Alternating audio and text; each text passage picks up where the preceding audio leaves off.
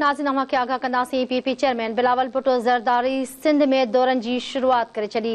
मकली में शानदार आजियां कई वई आहे। पीपी चेयरमैन बिलावल भुट्टो ज़रदारी जी अवां खे आगाह कई पिया। अॻूणे एमपीए अली हसन ज़रदारी, आशिक़ हुसैन ज़रदारी, रियाज़ शाह शिराज़ी, अब्दुल मजीद पंवर ऐं ॿियनि बिलावल भुट्टो ज़रदारीअ जो इस्तक़बाल कयो आहे। पीपी चेयरमैन सिंध सलामत सुमरा मंज़िल पहुची डॉक्टर अब्दुल वाहिद सां भाइटे जी वफ़ात ते ताज़ियत कई आहे। बिल्कुल नाज़रीन, अहम ख़बर है। आगाह कंदासीं अवां खे। पीपी चेयरमैन बिलावल भुट्टो ज़रदारी सिंध में दौरनि जी शुरूआत करे छॾी आहे। मकली में शानदार आजिया, अॻूणे एमपीए अली हसन ज़रदारी, आशिक़ हुसैन ज़रदारी, रियाज़ शाह शिराज़ी, अब्दुल मजीद पंवर ऐं ॿियनि बिलावल भुट्टो ज़रदारी जो इस्तक़बाल कयो आहे।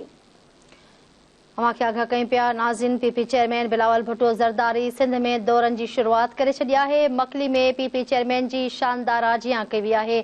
पीपी चेयरमैन बिलावल भुट्टो ज़रदारी जी गाॾी ते गुलनि जी वर्खा बि कई वई आहे। रहमतुल्लाह छुटो वधीक अपडेट कंदो ठटो खां। जी रहमतुल्लाह, अपडेट ॾिजो। जी रहमतुल्लाह, पीपी चेयरमैन बिलावल भुट्टो ज़रदारी जी आमद थी आहे, अपडेट ॾिजो।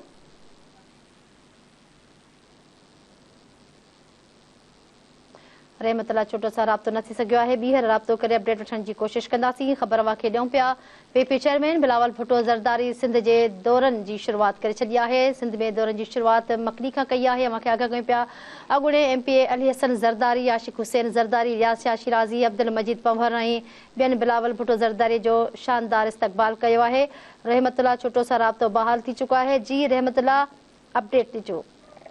जी बिल्कुल, Pakistan peoples party chairman Bilawal Bhutto Zardari अॼु ठटे जे दौरे ते निकितो आहे। गगर फाटक खां वठी ठटे मुख़्तलिफ़ विस्तार दाबेची, गारो, गुजो ऐं ठटो शहर ऐं मखली ते ज़बरदस्त आज़ाद थी आहे। जॾहिं त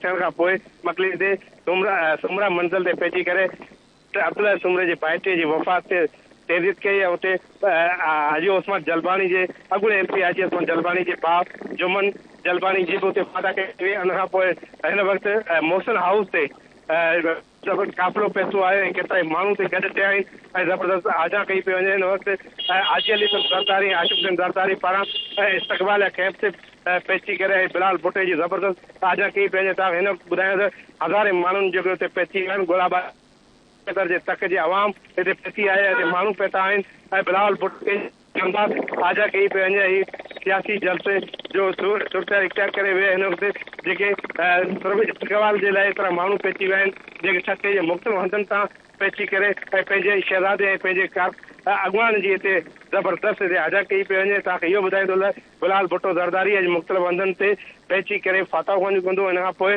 सजावल रवण थींदो। सजावल में बि आज़ाद जे लाइ हुते सजावल शहर में उते कैंपूं क़ाइमु कई वेयूं। उते शफ़क़त शाह शिराज़ी, मोहम्मद अली मलकानी, रियाना डिप्टी स्पीकर ऐं हीट्स उहो पारां बि उते ज़बरदस्त इस्तक़बाल कैंपूं क़ाइमु कई वियूं आहिनि। पर ठटे में जेको गगर खां वठी मोहसिन हाउस ताईं हिते माण्हुनि जा अंबार हुआ। हुते माण्हू जेके पहुची करे पंहिंजे महबूब अॻुवान जी अदा कई पई वञे। जी ठीकु आहे, रहमतुल्लाह छुटो, वॾी महिरबानी अपडेट ॾिना।